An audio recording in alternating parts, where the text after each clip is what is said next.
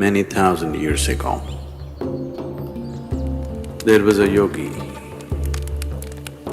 whose name was Sunira. We believe Sunira was just the next generation after Saptarishis. He lived and worked in the mountains which are presently in Nepal. And he took on an impossible project.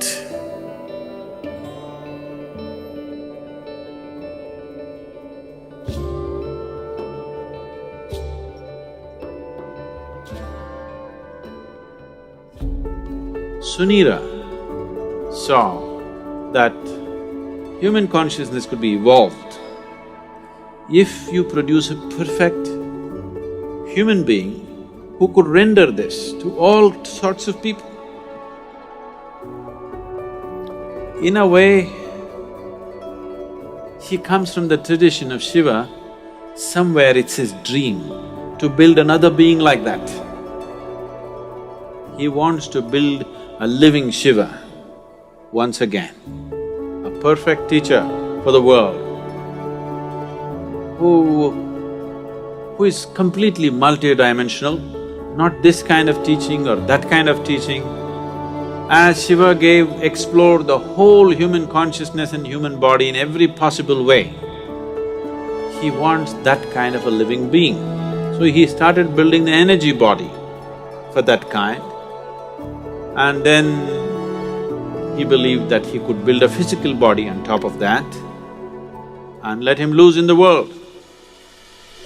With a lifespan of a few hundred or thousand years, so that he will transform the whole world by the time his time is done.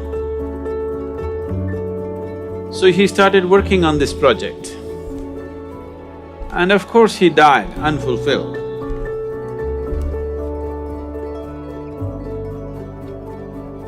So here and there, down these 40,000 years, many ambitious yogis picked up the same project that Sunira had left and tried to reconstruct this energy body of a perfect teacher who can transform human consciousness.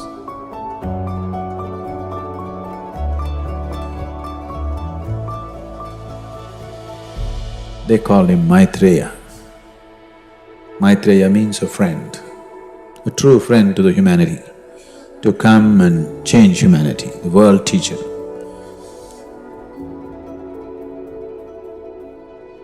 Generation after generation, many yogis tried to continue to work on the same half-made project of Sunira.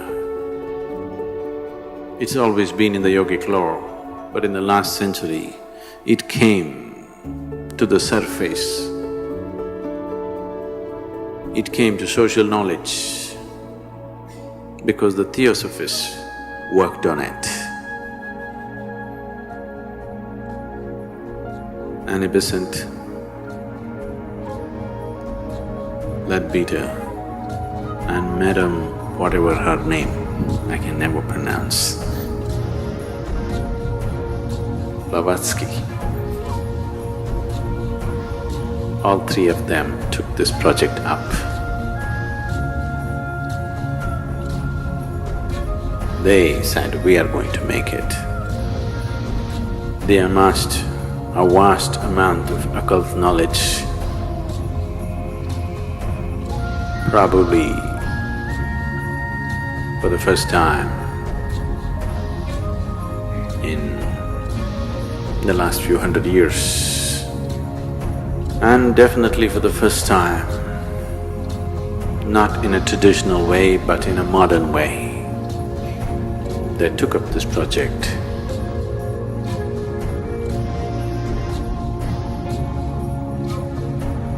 And they tried to locate this being, this unfinished project. They want to take it up and complete it. Some work was done. They had the knowledge, but they did not have the capability. They acquired much information, but they could not acquire the necessary means to do anything like that. Twice they made serious effort to simply declare that they have completed the project, the perfect being has come. But it did not work.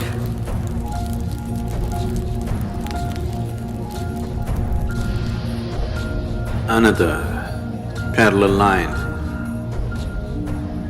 was also being drawn for the last couple of millenniums, where another set of yogis who were aware of this Sunira's glorious but quite impossible project, they started working upon a similar force to create a similar possibility,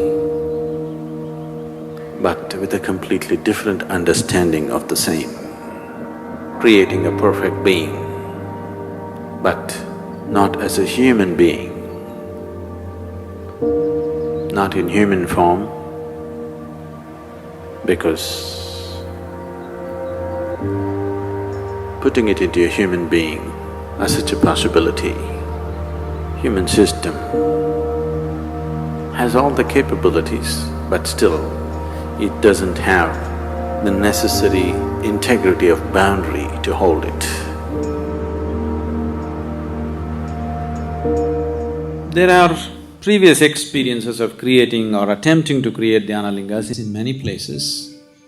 Any number of projects have started in the last 2000, 3000 years and they've been abandoned halfway because of some problem or the other. In Bhojpur, they attempted a Dhyanalinga about 1,000 years ago, little more than 1,000 years ago.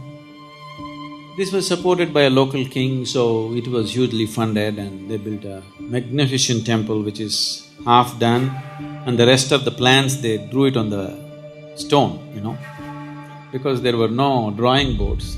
They flattened up a rock and they made an elaborate plan of the temple in all detail, the architectural thing on the stone. They had a grand plan, a beautiful setting and everything. But half completed, it stopped because of certain things. The lingam itself, they worked on it for more than 3 years. They had 14 people working on it, one yogi who started this whole process.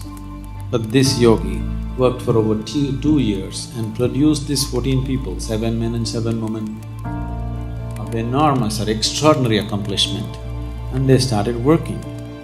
They created this lingam almost 95% done. But at that time an invasion happened.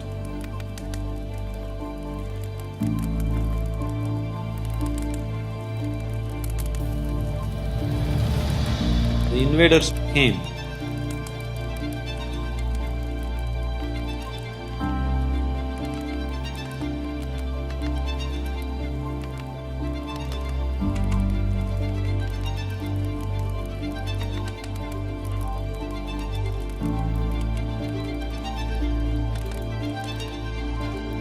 Found these people in certain states which whatever looked freakish for them, and they attacked.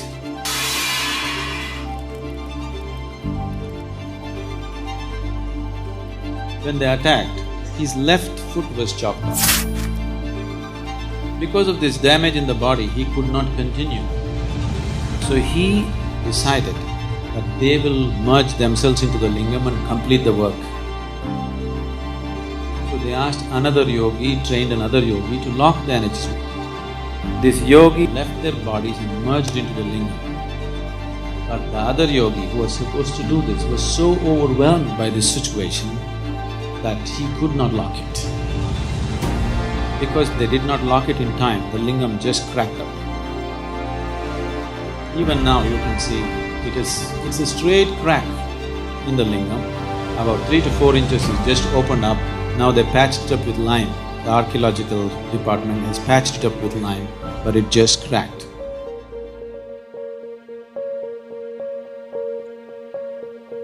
Building such structures has been the want of many yogis because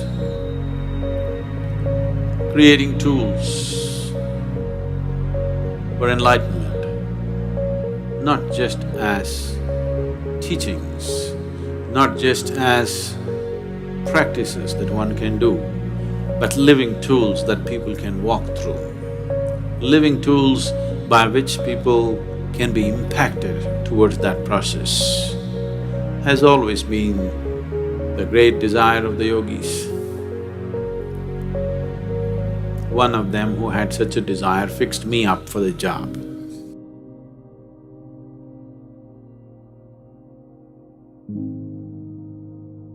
My physical proximity with him was just for a few minutes. It is in these few moments that this fabulous crafty man enslaved me for his project.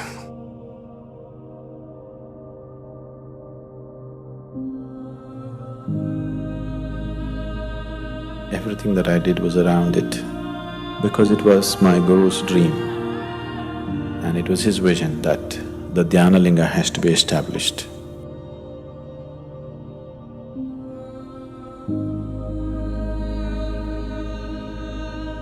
This is my Guru's will and grace.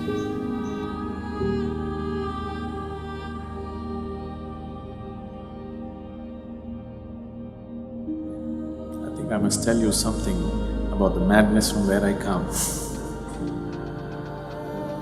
After 2 lifetimes of heartbreaking sadhana,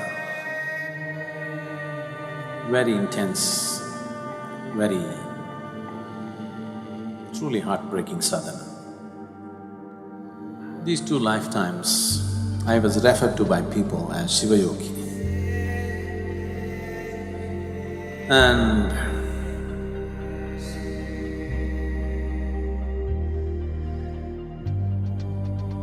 when it was needed, when my Guru appeared,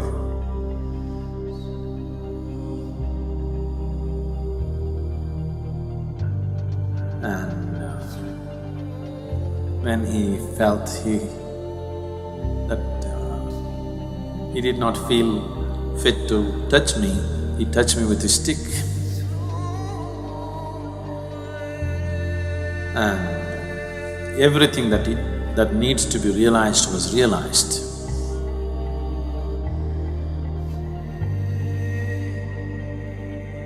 I was at the very peak of anything can be.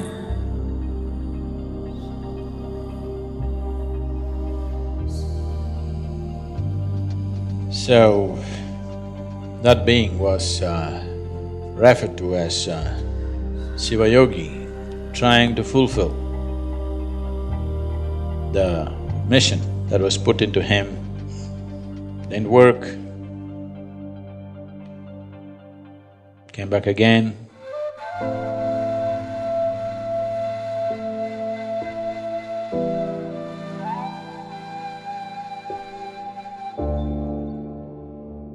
Sadhguru Sri Brahma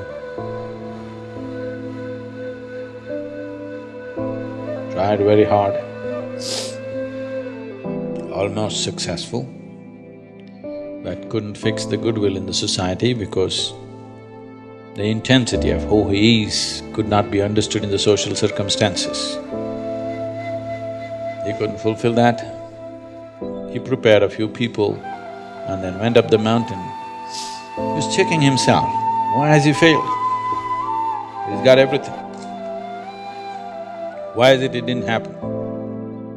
He knew it's not that he lacks the competence, it's just that he did not garner the social support that was needed. So he went up the mountain for the last time.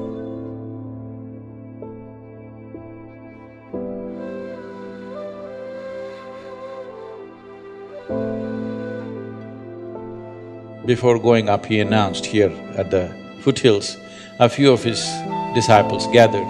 They said, "What now?" He said, "Even Tirpi Varwan, that means this one will be back again." And he went up the mountain for the last time.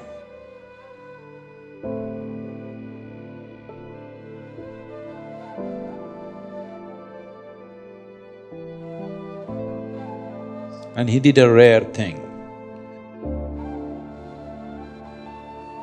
He left his body through all his 7 chakras at the same time. He's just checking himself. He knows it's not so, but still the first blame should be on you when something doesn't work. So he's checking in case I'm not good or I'm not good enough. So he left his body through all his 7 chakras. This phenomenal energy, this very distinct energy which is nowhere else, you can experience on the 7th hill.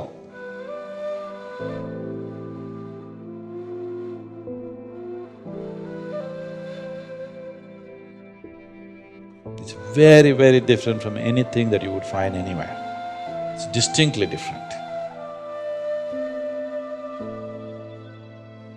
So with that done, he knew what is the problem is you didn't handle the circumstance properly.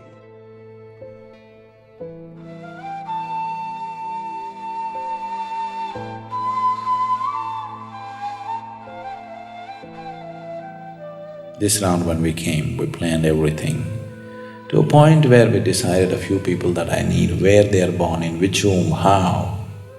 Everything was planned, it went accordingly.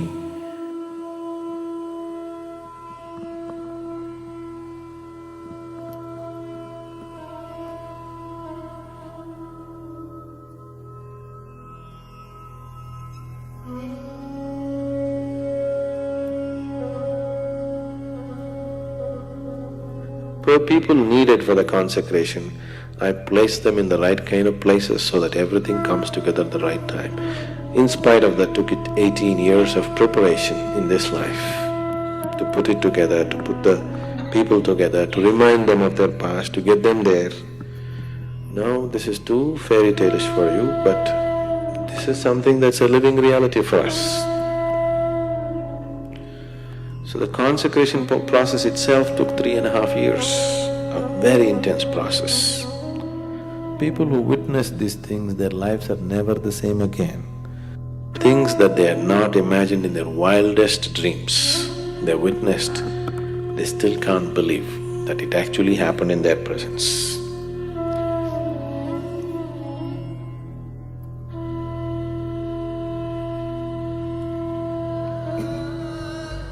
Yogi Sunira, he worked through his lifetime, and towards the end of his life, when this dream of creating a perfect being remained unfulfilled, Yogi Sunira made a prophecy that long time from now, long time from now, this work that I have started will find fulfillment and reverberate, not here, but in the green hills of the south. Our hills are green. We are in the south. So whatever Sunira's prophecy has come true, but not the way he thought it would.